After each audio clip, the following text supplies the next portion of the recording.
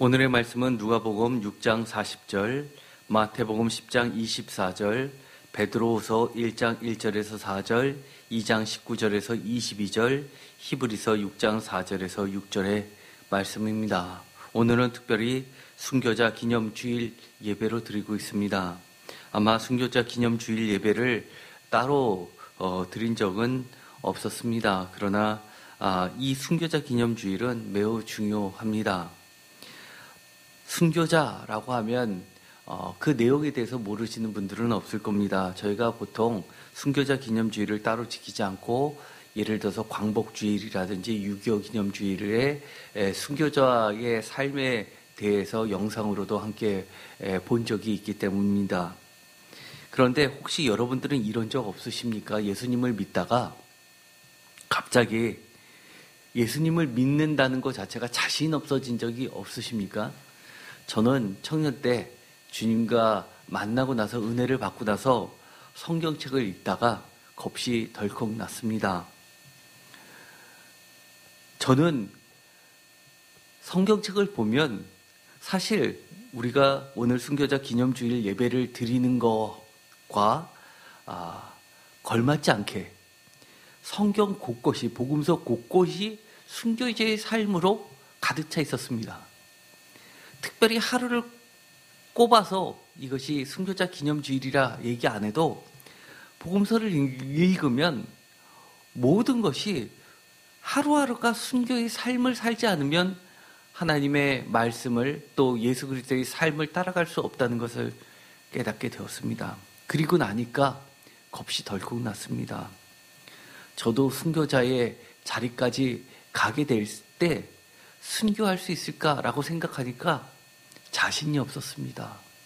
어차피 안 될 걸, 막판에 떨어질 걸 믿지 않을까라는 어리석은 생각도 해보았습니다. 한참 고민을 하다가 그래, 그것도 주님께 맡기자라는 생각을 했었던 적이 있었던 것 같습니다. 정말 순교자가 된다는 것, 그것은 거룩한 호칭임에는 분명합니다. 우리가 요한계시록을 봤을 때도 요한계시록 하나님 나라의 하늘나라의 제단, 가장 가까운 곳에 있었던 사람들은 주 예수 그리스도 때문에 목배임을 당한 거룩한 영혼들이었습니다. 거룩한 성도들, 순교자들이 그리고 때묻지 않았던, 세상의 정욕에 때묻지 않았던, 그리고 세상의 권력에 끝까지 저항했던 그런 자들이 하나님의 제단에 가장 가까이 있었던 것을 보게 됩니다. 오늘 이 말씀을 통해서 우리가 순교자는 되지 못한다 하더라도 순교자의 정신으로 이 세상에서 순교하는 심정으로 세상을 살아갔으면 좋겠습니다. 최소한 오늘 이 베드로후서에 있는 말씀처럼 우리가 우리의 세상에서 만연하고 있는 여러 가지 정욕들에 대해서 이기는 자들이 되었으면 좋겠습니다. 내 자신 속에 가득 차 있는 세상의 욕심들, 정욕들에서 이기는 삶을 순교자의 삶으로서 살아내었으면 좋겠습니다. 오늘의 제목을 다 같이 읽어보도록 하겠습니다. 제자가 그 선생보다 높지 못하나니 우리도 주님처럼. 사실 성경책을 읽어보면 우리가 흔히 알고 있는 동양 철학에서 이야기하는 청출어람이라는 말은 찾아보기 힘듭니다.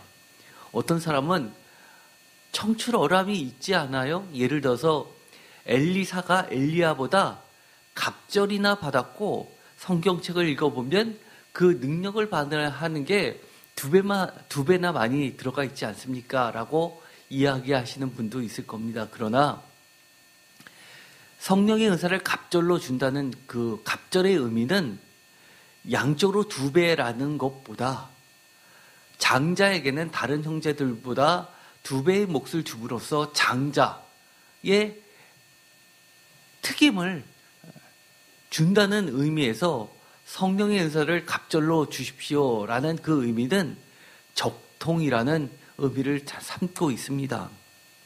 또 예수님께서 변화산에서 선지자를 만날 때도 하나는 모세, 하나는 엘리야, 거기에는 엘리사가 끼지 못했다는 것을 보더라도 우리는 엘리사가 엘리야를 뛰어넘지 못했음을 알 수 있게 됩니다.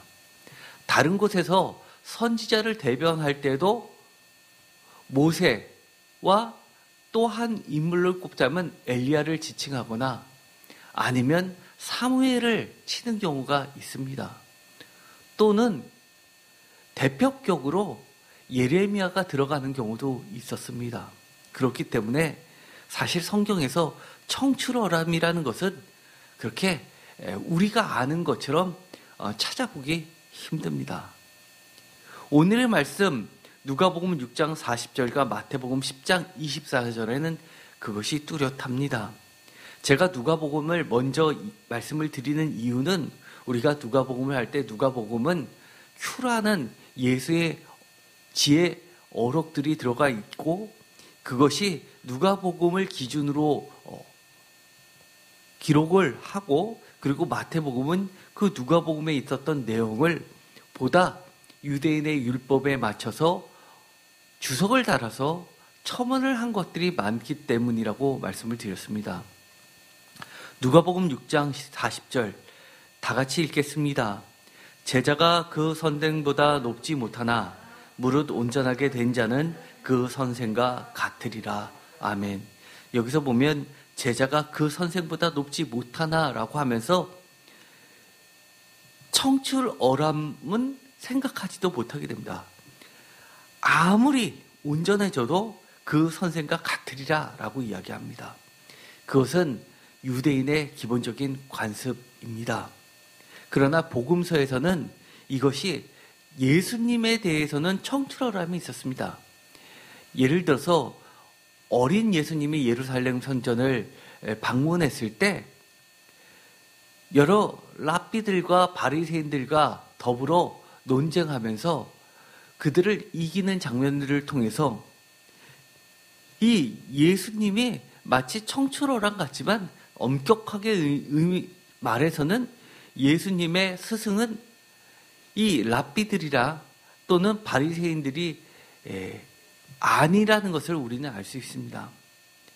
성경은 뭐라고 이야기하냐면 청출어람이 아니라 이 예수님은 그야말로 표준이라고 이야기하는 겁니다. 그래서 무릇 온전하게 된 자는 그 선생과 같다라고 이야기합니다.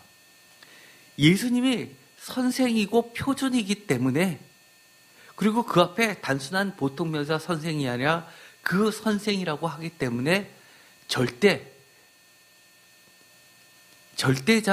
그 선생이 됩니다. 그렇기 때문에 마태복음 10장 24절에서도 마찬가지로 이야기합니다. 마태복음 10장 24절에서는 조금 더 설명을 하고 있습니다. 24절 제자가 그 선생보다 또는 종이 그 상전보다 높지 못하나니 이것도 마찬가지로 누가복음에 있는 제자가 그 선생보다 높지 못하다에 더불어 종이 그 상전보다 높지 못하다는 걸 집어넣음으로써 마치 잠언처럼 A, B, A-B, 구문으로 쌍을 이루면서 이렇게 이 히브리 구문을 살리면서 그 의미를 되새기고 있습니다. 그 뒷부분에 있는 말도 마찬가지입니다. 무릇 온전하게 된 자는 그 선생과 같으리라라고 하는 누가복음 6장 40절의 하반절을 마태복음 10장 25절에서는 이렇게 이야기합니다. 제자가 그 선생 같고 종이 그 상전 같으면 조카도다 라고 이야기하면서 제자가 그 선생 같으면 조카다, 종이 그 상전 같으면 조카다 라고 이야기합니다.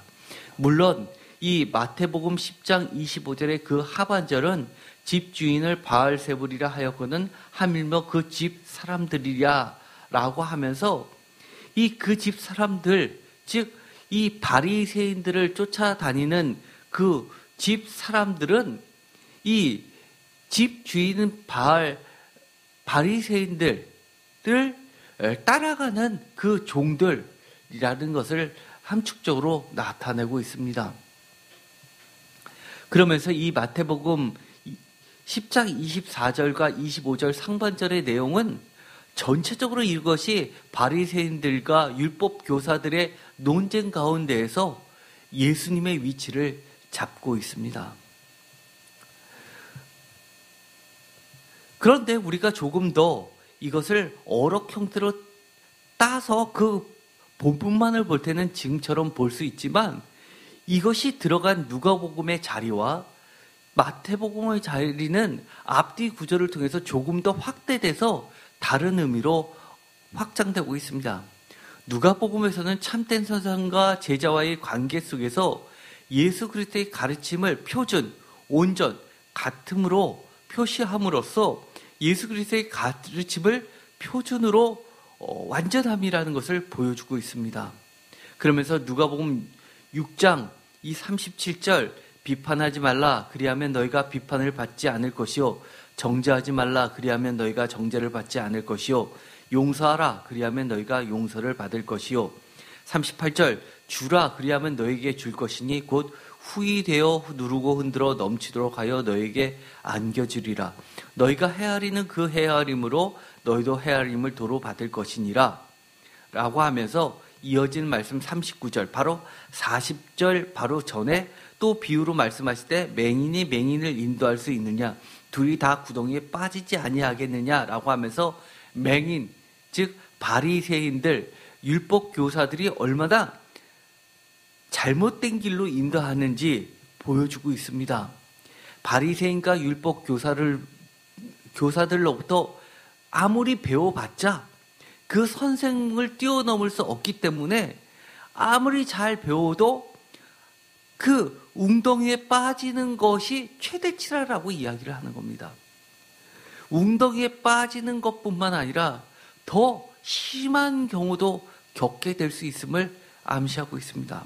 그러면서 41절에 보면 40절 그 다음 구절에 어찌하여 형제의 눈 속에 있는 티는 보고 내 눈 속에 있는 들보는 깨닫지 못하느냐라고 하면서 예수님의 가르침은 율법 교사나 바리새인들과 같지 않고 단순히 지식의 차원이 아니라 삶의 실천의 차원으로서 끌어올리고 있습니다.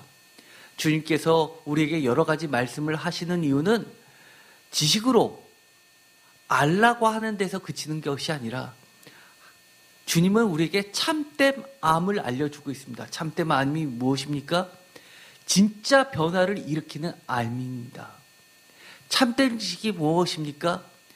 참된 성령의 능력이 나타나서 우리가 실천으로서 우리 삶에서 예수 그리스도의 삶이 드러나서 참된 구원으로 이끄는 그리고 그리스도의 성품에 참여하게 만드는 대변환, 대각성이 일어나는 그런 참된 지식입니다.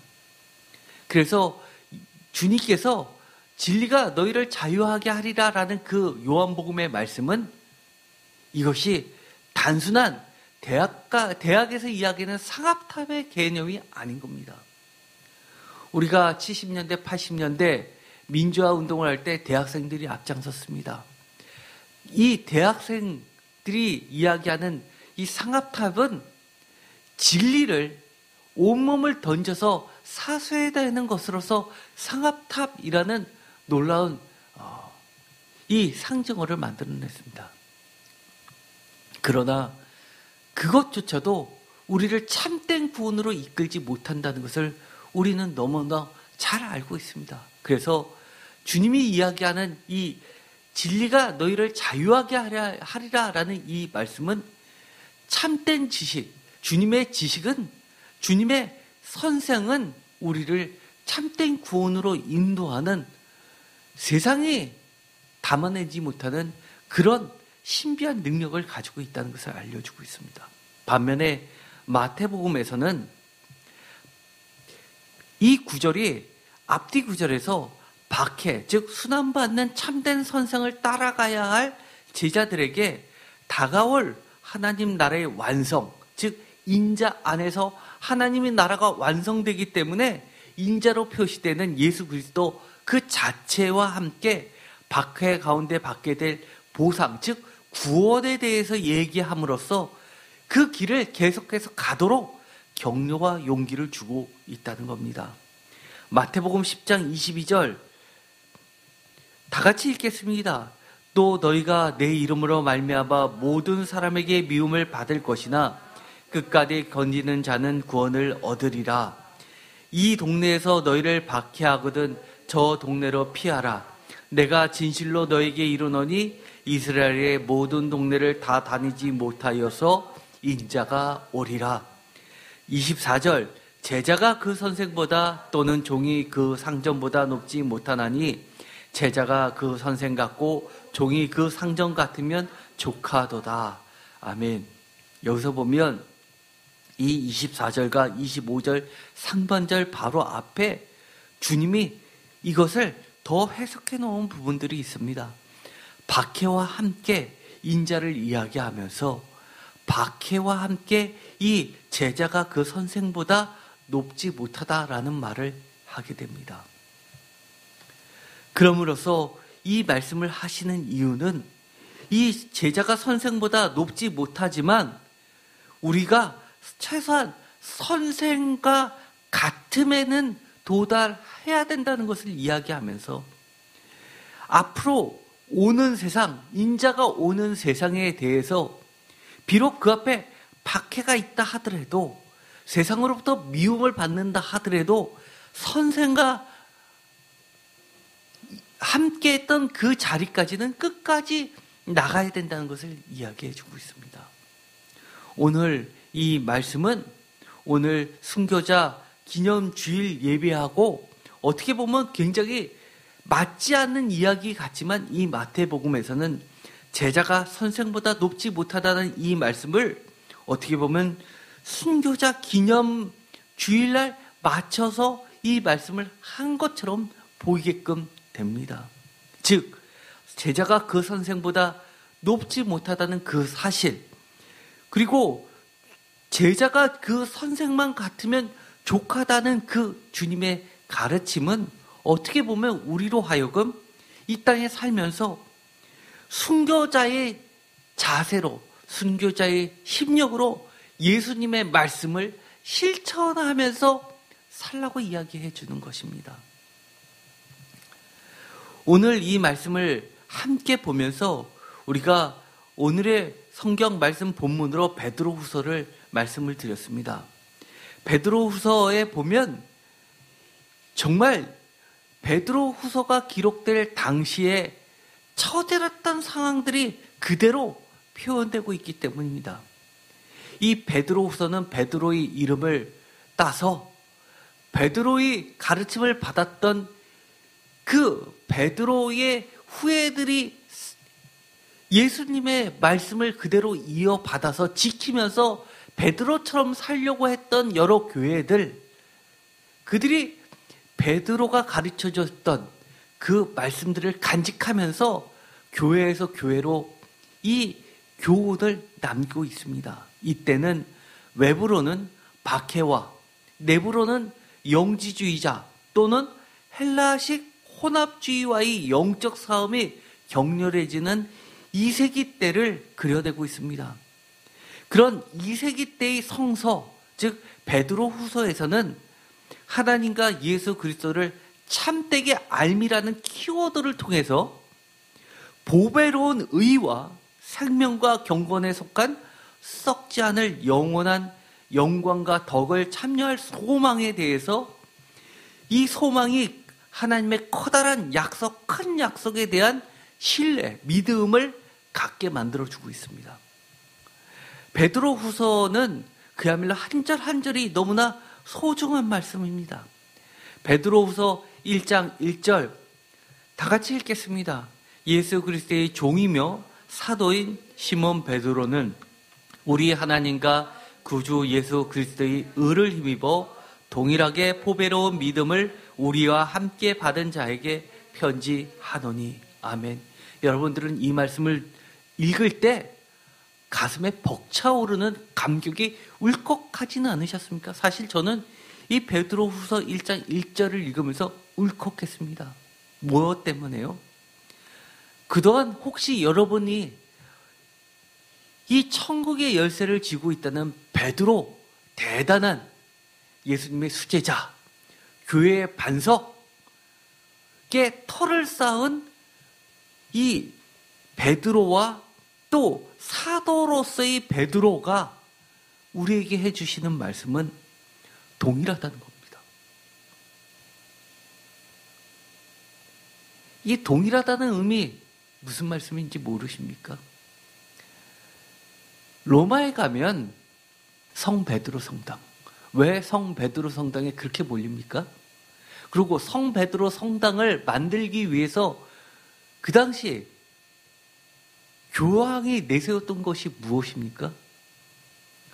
그 자리에 천국의 열쇠를 쥐고 있었던 베드로의 무덤이 있다는 거 아닙니까? 사실 그거는 지금까지도 논란이 되고 있는 겁니다. 진짜 베드로의 무덤인지 아닌지는 사실은 아무도 모릅니다. 그럼에도 불구하고 순교를 당하고 로마에서 거꾸로 십자가에 달려 순교를 당하고 나서 제자들이 그 시체를 가지고 와서 묻었다는 곳 위에 베드로 성당을 지으면서 여러 가지 돈이 부족하자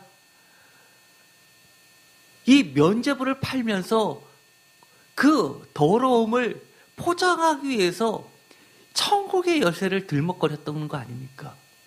그런데 몇백 년이 지난 지금에도 수많은 전 세계의 관광객들이 그것을 갑니다. 그리고 특별히 거기 가서도 다 보지 못하죠. 특별히 별도의 요금을 낸 사람만이 베드로의 무덤까지 지하로 데려갈 수 있게 해놨습니다. 일반 관광객들은요, 저 멀리에서 베드로 무덤이라고 한 곳 그 수직으로 위쪽에 성만찬의 식탁만을 볼 뿐입니다. 그런데 그 베드로가 이렇게 이야기합니다. 우리 하나님과 구주 예수 그리스도의 의를 힘입었다고 합니다. 자신의 내가 천국의 열쇠를 가진 것을 힘입어가 아니라 우리 하나님과 구주 예수 그리스도의 의를 힘입어 뭐라고요? 동일하게 우리에게 보배로운 믿음을, 우리가 갖고 있는 이 믿음, 이것은 어떤 믿음입니까? 정말 보물인 믿음입니다. 이런 자들에게 편지한다고 이야기합니다. 그러면서 2절에 이렇게 이야기하죠. 하나님과 우리 주 예수를 알므로 은혜와 평강이 너에게 더욱 많을지어다. 우리의 많은 기도 제목 중에서 여러분은 이런 기도 제목이 늘 있지 않습니까? 저는 그렇습니다. 주님의 은혜와 평강이 임하게 하여 주옵소서. 주님의 은혜를 더욱 사모합니다 라는 기도 매일매일 하지 않습니까? 이 불안한 세상에서 주님 주시는 평강이 넘쳐나기를 매일매일 기도하지 않습니까? 아닌가요? 그런데 이렇게 이야기합니다. 2절 다시 한번 읽겠습니다. 다 같이 읽겠습니다. 하나님과 우리 주 예수를 알므로. 아멘. 하나님과 우리 주 예수 그리스도를 알므로써 은혜와 평강이 너에게 더욱 많아진다라는 것이 베드로의 고백입니다. 목숨을 걸고 순교를 하면서 이 보배로운 보화와 같은, 나보다도 내가 목숨을 걸 정도로 그렇게 보화와 같은 이 믿음은 하나님과 우리 주 예수를 알므로써 더욱 값진 그 가치를 우리가 깨닫게 될 뿐이라고 이야기하는 겁니다. 그러면서 한 발 더 나아갑니다. 이것으로 그쳐도 감격이 쏟아질 텐데 이렇게 이야기합니다. 3절 다 같이 읽겠습니다. 그의 신기한 능력으로 생명과 경건에 속한 모든 것을 우리에게 주셨으니 이는 자기의 영광과 덕으로서 우리를 부르신 이를 알므로 말미암이니라. 아멘. 표준세번역으로 읽어보겠습니다. 그리스도께서는, 다 같이 읽겠습니다. 그리스도께서는 신적 권능으로 우리에게 생명과 경건에 이르게 하는 모든 것을 주셨습니다.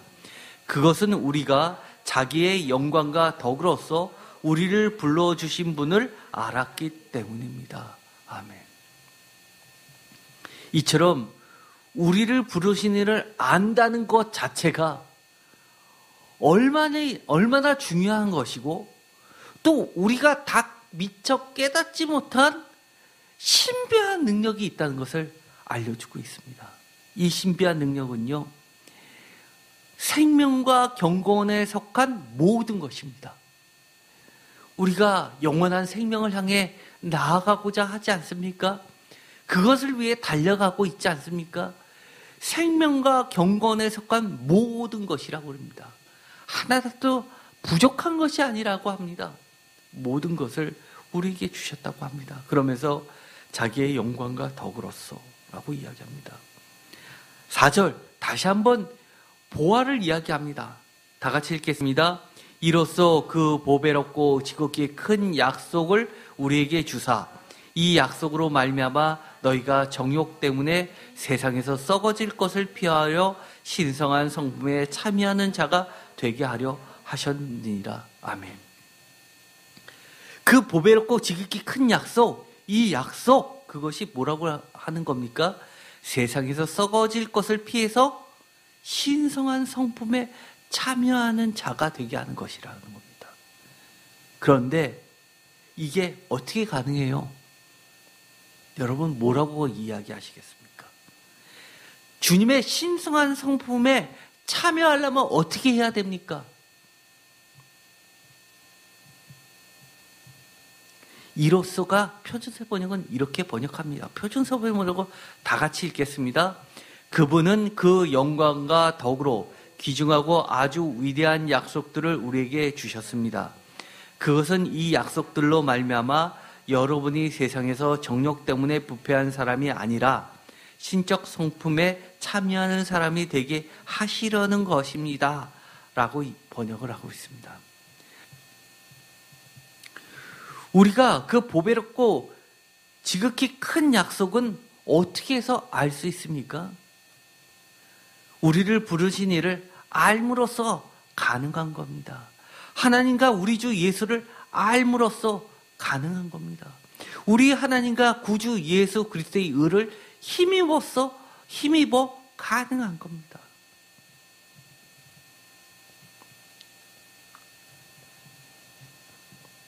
하나님과 예수 그리스도를 참되게 알미란 주제는 공생에 예수를 만난 적도 없던 사도 바울은 두 번 다시는 예수 그리스도를 십자가에 못 박지 않게 하겠다라는 새로운 결단으로 더 이상 후회 없는 삶을 살도록 끝까지 달려가게 만들었음을 우린 또한 보았었습니다.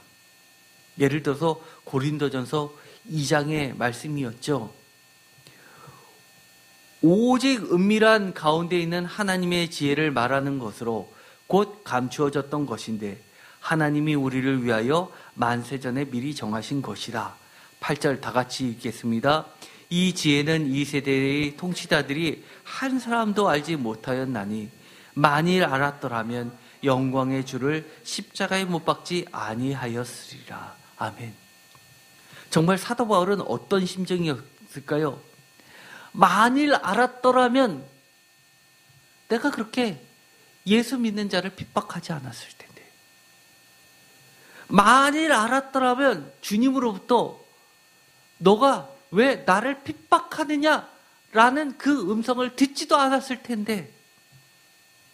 그래서 그가 철저한 후회를 두 번 다시 하지 않겠다는 심정으로 3년 동안 아라비아에 가서 구약부터 성경에 몰두했던 거 아닙니까?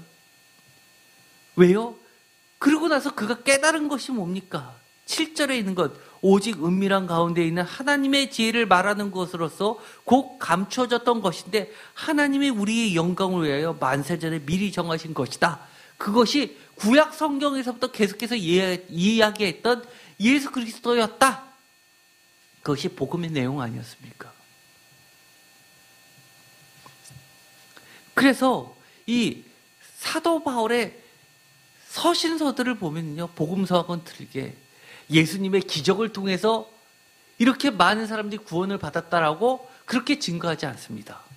시편의 내용, 이사야서의 내용, 그리고 많은 곳에 있는 구약의 내용, 또 신명기의 내용을 가지고 와서 그렇게 예수님이 만세전부터 갖추어져 있었던 그분이었다라고 증거하는 겁니다. 그러면 우리는 어떻게 해야 될까요? 대충 알면 오히려 알지 못했던 것보다 더 후회스러운 삶이 되지 않을까요? 우리는 신앙생활 가운데서 주님의 아주 드라마틱한, 정말 기적 같은, 누가 보더라도 입이 딱 벌어질 만한 그런 은혜를 많이 경험했음에도 불구하고 교만이 그 선생의 자리를 차지하고는 아예 은혜를 모르는 자보다도 더 교회를 우습게 여기고 말씀을 자기 멋대로 자기 자신의 불의를 포장하는 데 쓰는 사람들을 자주 만나게 됩니다. 대충 알면 그렇게 된다는 겁니다. 베드로 후서에서는 이 베드로가 이렇게 경고하고 있습니다. 그들에게 자유를 준다 하여도 자신들은 멸망의 종들이니 누구든지 진자는 이긴 자의 종이 됨이라.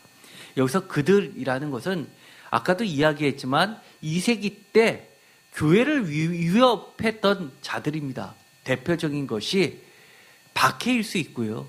또 내부적으로는 영지주의자들입니다. 영지주의자들의 두 극단, 지식이 자신들을 구원시켜준다고 믿고 있었기 때문에 더 이상 구원받은 자기들은, 지식을 갖고 있는 자기들은 이 육체, 썩어질 육체에 대해서 어떠한 행동을 하더라도 육체는 썩어지고 영혼은 분리돼서 이 육체가 영혼을, 자유한 영혼을 침범하지 못하기 때문에 내가 세상 멋대로 살아도 된다라고 해서 여러 가지 타락과 방종과 음탄의 세계로 빠져들었습니다. 또 한쪽 극단은 무엇이냐면 이 영혼을 자유케 하는 방법이 육체의 감옥으로부터 벗어나야 되는데 그러려면 이 감옥을 무너뜨려야 된다. 육체를 무너뜨려야 된다라고 생각해서 육체를 무너뜨리는 방법으로 고행을 선택했습니다. 그것이 천주교에 그대로 남아 있습니다. 그래서 천주교에서는 신부들이 작은 채찍을 갖고 있으면서 자신을 이렇게 때리죠. 그거는 굉장히 잘못된 전통입니다. 그래서 이 베드로후서에서는 그런 잘못된, 예수님이 말씀하셨던 참된 지식이 아니라 세상의 철학자들이 이야기하는 그 지식을 참된 알미라고 이야기하지 않으면서 그들에게 자유를 준다 하여도, 육체에 자유를 줘서 영혼은 자유로우니까 육체는 여러 가지 타락의, 쾌락의 세계에 빠져들어서 구원을 받을 수 있다라고 하는 그들에게 쉽게 말해서 아주 단순하게 멸망의 종들이라고 이야기를 하는 겁니다. 그런데 이것은, 이 19절의 말씀은 그들에게만 적용되는 게 아니라 21세기에 사는 모든 자들에게도 적용이 됩니다. 우리들에게도 마찬가지입니다. 누구든지 진 자는 이긴 자의 종이 된다는 이 원칙은 예수님을 믿는 그리스도인들도 새겨들어야 될 아주 귀한 말씀입니다. 우리가 하나님의 말씀을 배웠습니다. 말씀을 지켜야지. 그런데 여러 가지 정욕과 욕심이 불을 태웁니다. 그래서 이런 정도는 괜찮지 하면서 거기에 한번 진 자는, 누구든지 진 자는 이긴 자, 즉 하나님의 말씀을 거역하게 만든 사탄의 종이 된다고 이야기를 하는 겁니다. 20절, 만일 그들이 우리 주 대신 구주 예수 그리스도를 알므로 세상의 더러움을 피한 후에 다시 그 중에 얽매이고 지면 그 나중 형편이 처음보다 더 심하리니. 그렇죠. 세상의 더러움을 피했습니다. 그런데 우리 주 대신 구주 예수 그리스도를 안 이후에 다시 얽매이게 되면, 세상의 더러움에 빠지게 되면 그 나중 형편이 처음보다 더 심해지고 나빠지게 된다고 이야기합니다. 표준세 번역은 이렇게 이야기합니다. 사람들이 우리의 주님이시며 구세주이신 예수 그리스도를 아는 지식으로 세상의 더러운 것들에서 벗어났다가 다시 거기에 말려들어서 정복을 당하면 그런 사람들의 형편은 마지막에 더 나빠질 것입니다. 내가 하나님을 믿었습니다. 심지어 모태신앙으로 그리스도 가정에서 자라났습니다. 그런데 신앙생활을 제대로 하지 않고 있다가 세상에서 잘 나갔다가 세상에서 높은 지위를 차지하고 부해지고 여러 가지 사람들의 존경을 받고 나니까 이제 교회도 우스워지고 목사님의 말도 내가 알고 있는 세상적 지식에 비교해서 아닌 것 같으면 성경을 잘못 해석했다고 그렇게 달려드는 사람들이 있습니다. 회개하라고 하면 자신의 잘못을 이것이 잘못인지 정말 성경 말씀을 다시 한번 읽으면서 성찰해야 되는데 화부터 내는 사람이 있습니다. 스데반 집사님도 이스라엘의 죄를 고발했을 때 그것을 듣는 사람이 첫째 반응 분개하였습니다. 그리고 돌을 들었습니다. 자신의 자존심이 상하면 앞뒤 안 가리는 그런 크리스찬들 많이 있습니다. 마지막은 더 나빠진다고 이야기합니다. 21절 다 같이 읽겠습니다. 의의 도를 안 후에 받은 거룩한 명령을 저버리는 것보다 알지 못하는 것이 도리어 그들에게 나으니라. 심지어 이렇게까지 이야기합니다. 알지 못하는 것이 도리어 그들에게 낫다라고 할 정도입니다. 얼마나 안타까우면 이런 말까지 하겠습니까? 교회에서 이런 말을 하면 목사님 쫓겨납니다. 의의 도를 안 후에 받은 거룩한 명령을 저버렸을 때 지금의 21세기 목사님들은 어떻게 하죠? 다시 회개하고 돌이키십시오. 또는 그럴 수도 있지요.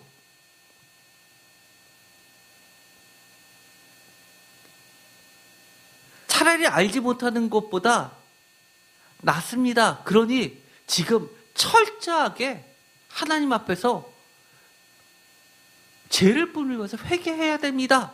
라고 이야기하는 목사님 있나요? 저는 그런 목사님 찾아보기 힘들다고 봅니다. 그러는 순간 성도들 떠나가죠. 교회가 여기뿐이 더 있어. 그러면서 22절에 구약 성경 특별히 잠언의 말씀을 인용해서 이렇게 이야기합니다. 다 같이 읽겠습니다. 참된 속담에 이르기를 개가 그 토하였던 곳에 돌아가고 돼지가 씻었다가 더러운 구덩이에 도로 누웠다 하는 말이 그에게 응하였도다. 여기서 보면 참된 속담이라고 이야기합니다. 잠언에 또는 기록되었으되라는 말을 쓰지 않는 것은 그 당시에는 아직 이 구약 성경, 지금 우리가 보는 구약 성경 전체, 즉 시가서까지, 잠언서를 포함해서 선지서뿐만 아니라 시가서까지를 전부 성경으로 다 인정을 하지 않았기 때문이죠. 성경은 모세오경, 비록 AD 90년에 예루살렘이 멸망하고 나서 얌리아에서 회의를 거쳐서 이 예언서뿐만 아니라 시가서까지로 전부 지금 오늘날의 성경, 구약 성경을 성경이라고 유대교에서 정했습니다. 그게 AD 90년입니다. 그리고 나서 그것을 제정할 때 유대인들은 왜 그것을 정했냐 하면 기독교인들을 이단이라고 정죄했습니다. 그리고 기독교에서 자꾸 구약 성경, 모세오경을 성경을 가지고 증거를 하면서 대표적인 것이 사도 바울이죠. 그리고 우리가 복음서 보면 구약 성경의 말씀들을 인용해서 많이 증거를 하는 것들이 나오죠. 특히 예수님은 무엇을 많이 봤냐면 시편을 많이 이야기했죠. 그러다 보니까 이단이라고 정죄를 하면서 이 기독교인들이 더 이상 유대교의 경전을 쓰지 못하게 만들기 위해서 사실 구약 성경을 제정한 게 AD 90년입니다. 그러면서 이것을 못 쓰게 막은 겁니다. 유대교에서.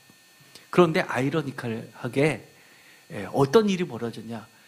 그것을 공중예배에서 대거 사용한 것이 유대교보다도 어디요? 기독교에서 그거를 이 구약 성경 전체를 성경으로 먼저 쓰기 시작했습니다. 우리도 그렇죠. 예를 들어서 예전에 개역 한글 성경이 있다가 개역 개정으로 넘어가고 심지어 표준세 번역이 만들어지고 그 이전에는 공동 번역을 천주교하고 기독교가 같이 만들었습니다. 공동 번역을. 그러고 나서 교회 일치라는 명목으로 공중 예배에서 같이 씁시다 하고 그 공동 번역을 만들었는데 그러고 나서 회의를 해서 결정을 했는데도 불구하고 어땠습니까?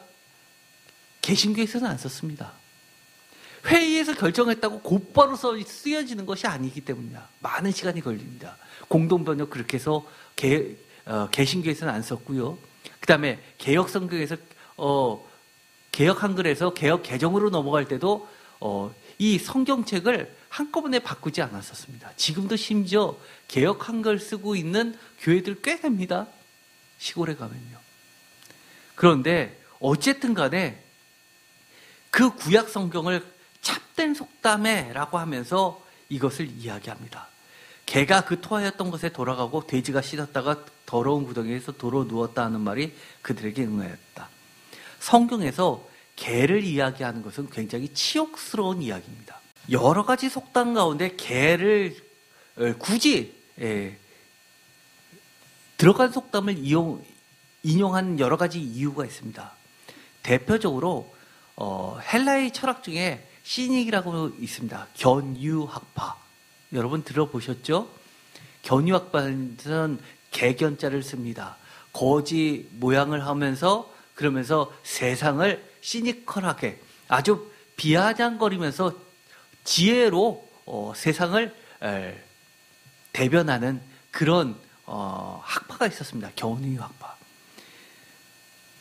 그래서 그 헬라식 지혜도 겨냥해서 그것을 배척하는 겁니다.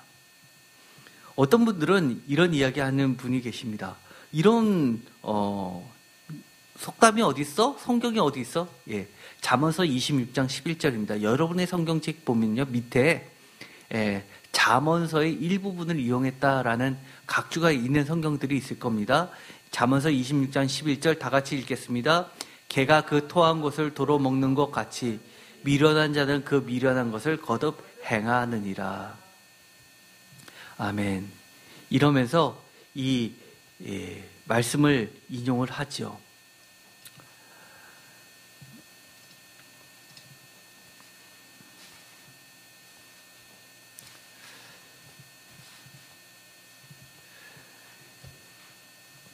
이 베드로후서에 나왔었던 이 표현들, 의의 도를 안 후에 받은 거룩한 명령을 저버리는 것보다 알지 못하는 것이 도리어 그들에게 낫다라고 하는 이 말씀은 어느 말씀하고 비슷하죠?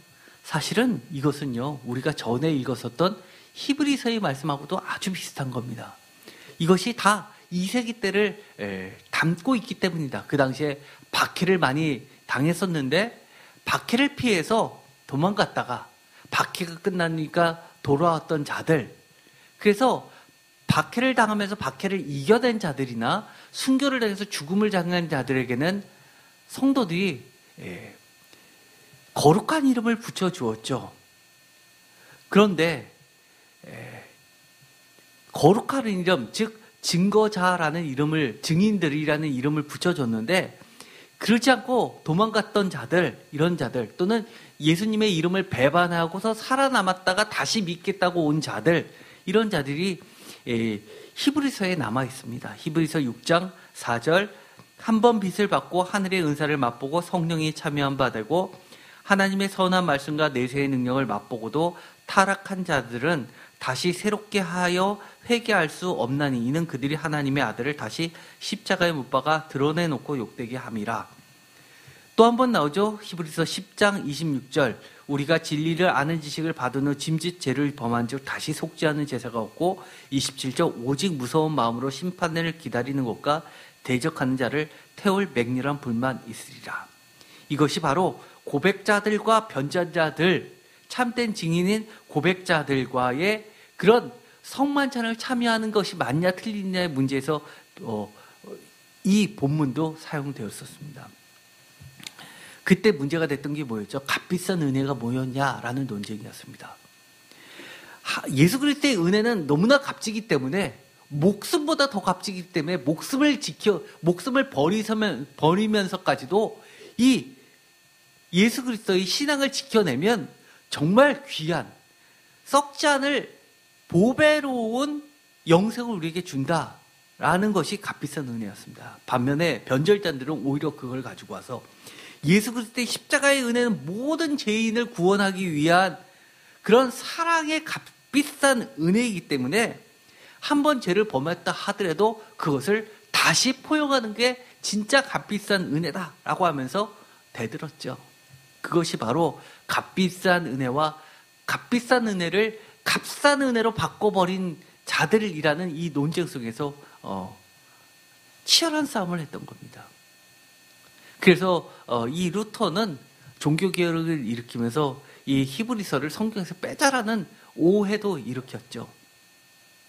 우리는 이 말씀들을 보면서 이렇게 생각할 수 있습니다.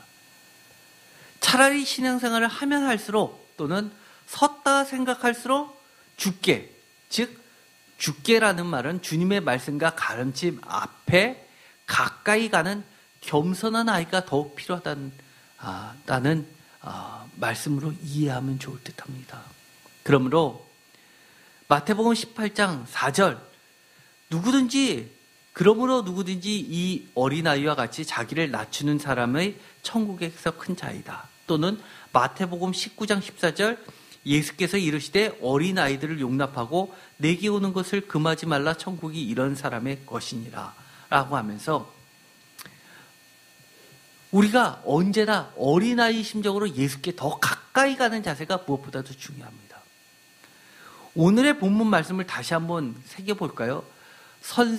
제자가 그 선생보다 낫지 못하다. 그런데 우리는 예수님을 믿으면서 어떤 태도를 취하고 있나요? 우리는 모든 면에서 뭐만 빼고요. 순교당하고 어려움 당하는 것만 빼놓고 즐겁고 기쁘고 부해지는 것을 포함한 모든 것에서는 선생보다 앞서려고 합니다. 누가복음 4장 24절 또 이르시되 내가 진실로 너희에게 이르노니 선지자가 고향에서는 환영을 받는 자가 없느니라. 이 설교는요, 예수께서는 설교와 배척으로부터 그의 선교 사역을 시작하셨죠. 지금 읽었던 것처럼 누가복음 4장에서 비로소 말씀을 전파하면서 발생한 첫 설교입니다.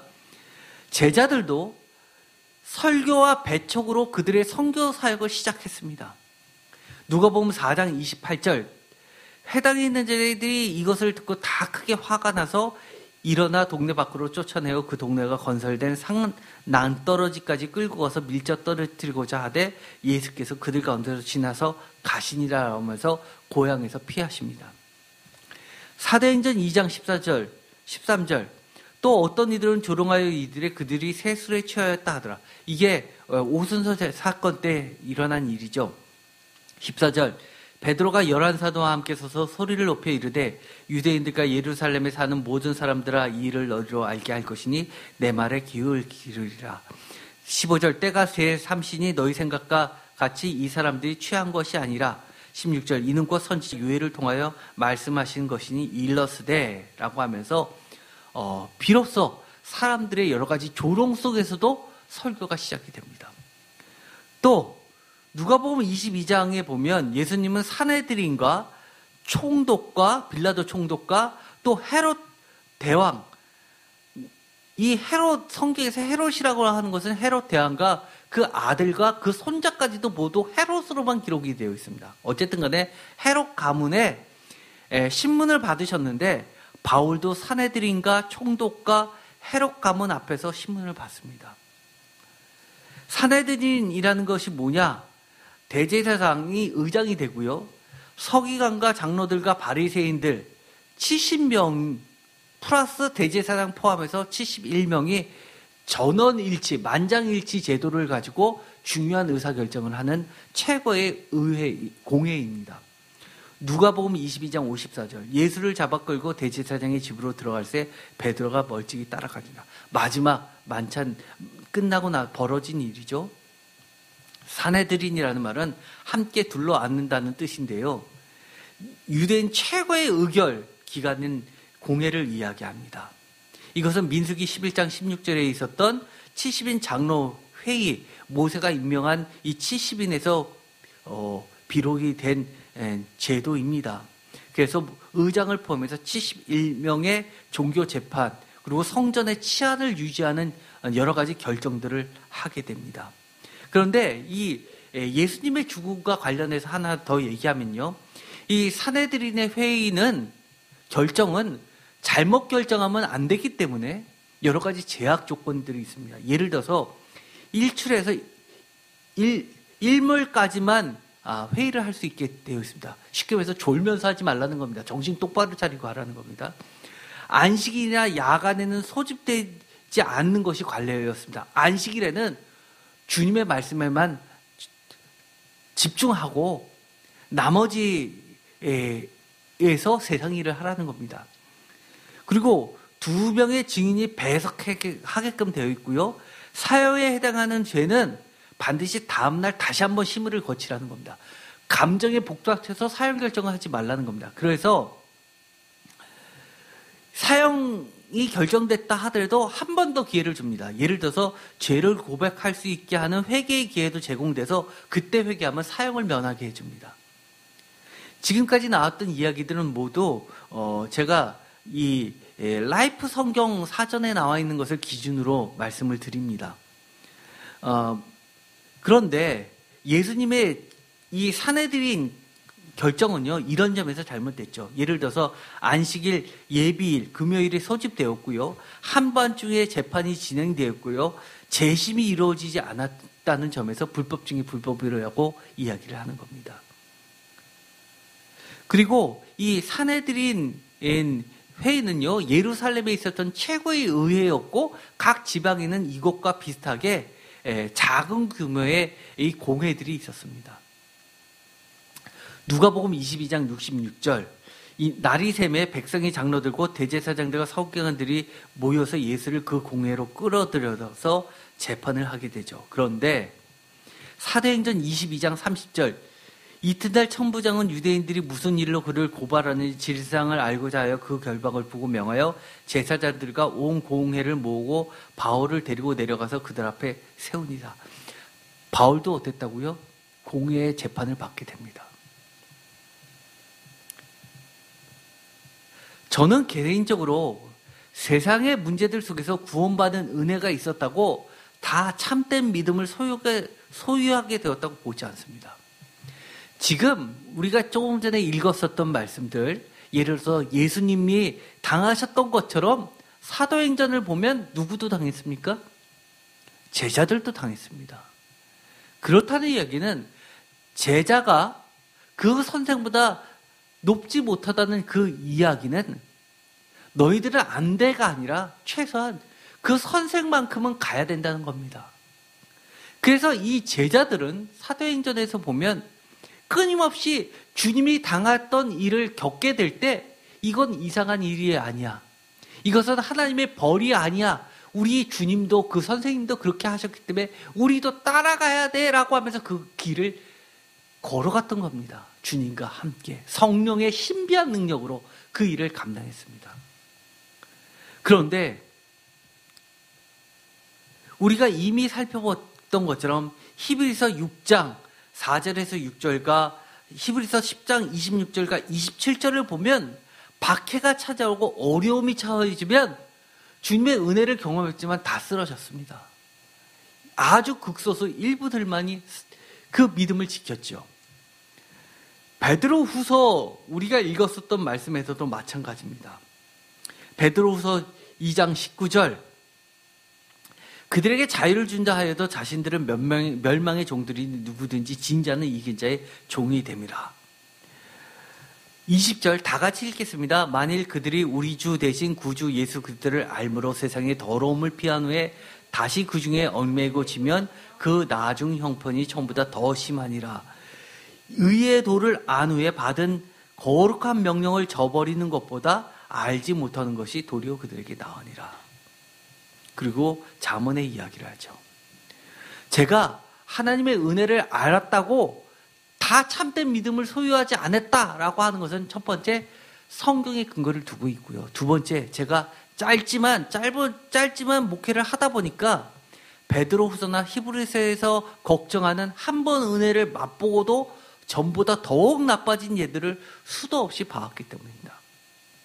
문제가 해결돼서 기쁜 것보다 나를 돌아보시는 주님, 우리의 기도를 들어주신 주님, 기도에 응답하시는 주님, 더 깊은 은혜를 맛보게 하신 주님, 은혜를 경험한 만큼 주님을 위해 은혜를 앞으로 더 갚으면서 살게 하심이 더욱 감사의 제목이 되어야 함에도 불구하고 내가 이 문제를 해결됐으니 주님이 나를 이만큼 사랑하죠 라고 하면서 하나의 트로피처럼 그것이 마치 주님의 은혜가 내 신앙생활의 어떤 등급인 것처럼 새기면서